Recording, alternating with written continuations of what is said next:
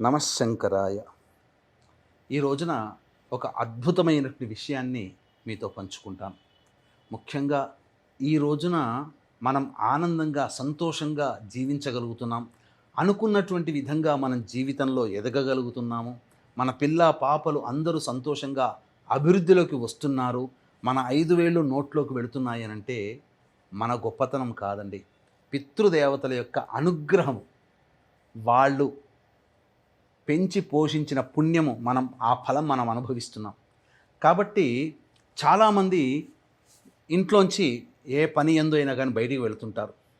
కానీ పితృదేవతల యొక్క అనుగ్రహం కలగాలి, తద్వారా మన జీవితం బాగుండాలి అని భావించే వ్యక్తులు ఎవ్వరైనా కానీ చేయాల్సిందల్లా ఏ పని మనం వెళుతున్నామో ఆ పని విజయవంతం అవ్వాలని మన పితృదేవతలు, తల్లిదండ్రులు, తాత ముత్తాతల యొక్క చనిపోయిన వారి చిత్రపటాలకు ఒక్కసారి నమస్కారం చేసుకొని ఆశీర్వచనం తీసుకొని మీరు బయటికి వెళ్ళండి. ఆ కార్యం జయమవుతుంది.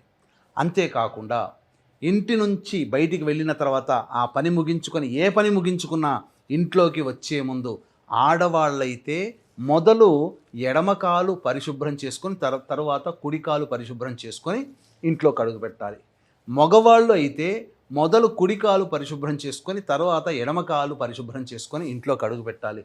ఈ చెప్పిన విధానం ద్వారా చేయడం వల్ల పితృదేవతలు చాలా సంతోషించి మనము అనుకున్న పనులలో మనకు విజయాన్ని సంపాదించి పెడతారట. ఇక ఆచరిద్దామా ఇప్పటి నుంచైనా కానీ?